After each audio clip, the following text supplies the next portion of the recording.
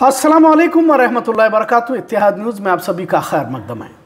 माशरे में अच्छाइयाँ और बुराइयाँ दोनों भी पनपती रहती हैं। अच्छाइयों को सराहना और बुराइयों को रोकने की कोशिश करना, यही एक अच्छे शहरी की अपनी जिम्मेदारी होती है। हम भी इत्तेहाद न्यूज़ के ज़रिए अच्छाइयों को सराहना और बुराइयों से बचाने की तलकीन करते रहना, ताकि उन बुराइयों से माशरा और नौजवान नस्ल के साथ आने वाली नस्ल भी बचती रहे। उमूमन मुस्लिम माशरे के हालात पर तबसरा बहस और मौजूदा हालात की तस्वीर को पेश करने की कोशिश इससे कही जा सकती है। इसका ये मतलब हरगिज़ नहीं कि तमाम तर इसी तरह के होते हैं। शादियों में बढ़ती बेहयाई, नौजवान नस्ल नशे के आदी, मुस्लिम लड़कियों का तालीम के आड़ में बुराइयों की तरफ रुझान तमाम दहकते मौजू हैं। कुछ लोग इसे गलत पस मंज़र में देखते हुए आप इस तरह क्यों तंज करते हैं कि सवालात भी करते रहते हैं। अब जब बुराइयां पनप रही हैं तो इसका तस्करा करने से ही इन पर रोक लगाने की कोशिश हो सकती है, या एक एहसास दिलाना यूं कहा जा सकता है। क्या फिर लड़कियों को कॉलेज नहीं भेजना चाहिए? इस तरह के भी सवाल दरपेश आते हैं। हमने कभी भी इस तरह तालीम को रोकने या लड़कियां न पढ़ने की बात नहीं कही, लेकिन दूसरी तरफ बात उतनी ही सच है कि तालीम की आड़ में फहश हुर्रियानियत की तरफ बेजा आज़ादी का गलत इस्तेमाल भी कुछ लड़कियों की जानिब से हो रहा है। इसे इनकार भी नहीं किया जा सकता। खैर, आज का मौजू अलग है। जिंदगी न मिलेगी दोबारा की सुर्खी शायद आपको किसी फिल्मी टाइटल की तरह लग रही हो, पर मुसलमानों का क्या नजरिया होना चाहिए, ये बात भी उतनी ही अहम है। तेज रफ्तार जिंदगी में रिश्ते, एहसास, जज्बात कहीं तो पीछे छूटते जा रहे हैं। आखिर कितनी जिंदगी हम जीने वाले हैं? आज एक और खबर हासिल हुई जिसमें महज 9 साल के लड़के को दिल का दौरा पड़ा। मतलब जिंदगी कहीं भी किसी भी लम्हा थम सकती है और हाथ छोड़कर जा सकती है। तेज रफ्तार जिंदगी और बेहतर अंदाज में जिंदगी जीने की उम्मीदें दुनिया की हिर्स ने अपनों को खो दिया है और हमें पता भी नहीं चला। कामयाब जिंदगी के मायने बदलने लगे।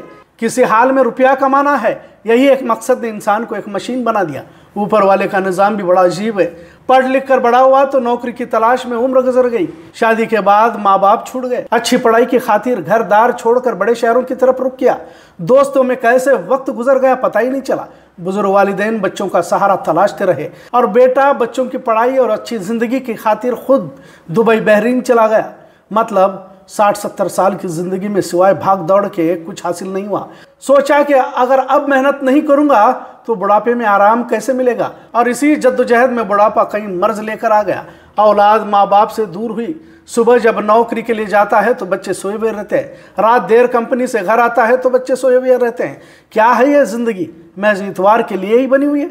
अब इन तमाम भाग दौड़ में कुछ हाथ नहीं लगता, लिहाजा जिंदगी तो गुजर जाती है। आखिरत तो वैसे भी हाथ से निकल जाती है। अब बुजुर्गियत आई तो खुदा भी याद आया। रिश्ते हाथ से छूट गए।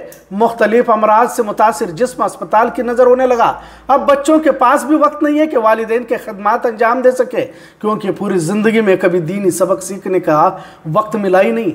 आखिरत क्या, नमाज की अहमियत और मरने के बाद किन सवालात से गुजरना होगा, इस पर सोचने के लिए वक्त ही नहीं मिला। और जब वक्त मिला तब अपने करीब कोई भी नहीं रहा।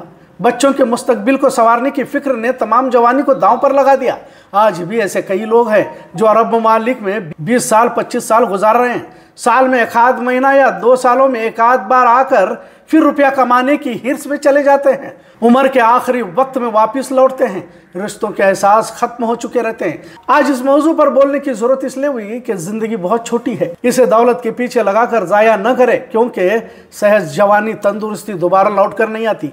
और जिन बच्चों की खातिर अपना सब कुछ कुर्बान किया, उन बच्चों को ही बुढ़े वालिदैन बोझ लगने लगे। और ऐसा नहीं कि बच्चों को बुढ़ापा नहीं आता, जिंदगी का ये चक्कर चलता रहता है। ऊपर वाले का निज़ाम ही ऐसा है कि सबको उन तमाम मरहलों से गुजरना होता है। पर अक्लमंद शख्स तो वो है अपनी ज़िंदगी को अपने खातिर भी जी लेता है। उन दौलतमंद लोगों से भी उस गरीब की ज़िंदगी बेहतर है जो अपने बच्चों को अपने साथ रखता है।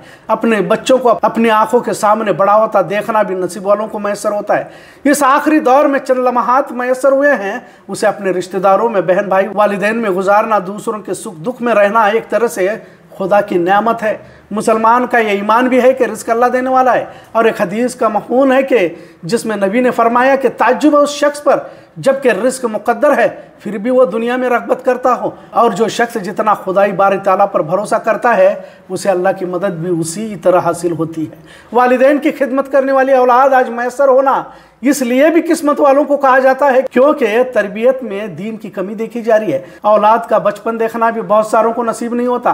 खासकर उन लोगों के बारे में कहना चाहता हूँ कि शादी के बाद कुछ रुपये कमाने के लिए जवानी का सौदा किया जाता हो, उस वक्त उसे ऐसा लगता रहता है कि लोग गरीबी की वजह से ताने दे रहे हैं, बाहरी मुल्क को जाकर कुछ रुपये कमा लाऊं, फिर अच्छी ज़िंदगी गुजारूं। लेकिन इसका ये सोचना गलत इसलिए भी कह सकते हैं क्योंकि जवानी के लम्हात की कोई कीमत नहीं होती।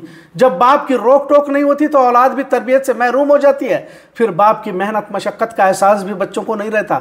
लिहाजा अपने बच्चों की तरबियत भी तभी मुमकिन हो सकती है जब बाप सामने हो। आजकल माँ बाप होने के बावजूद भी इसकी सही तरबियत नहीं होती।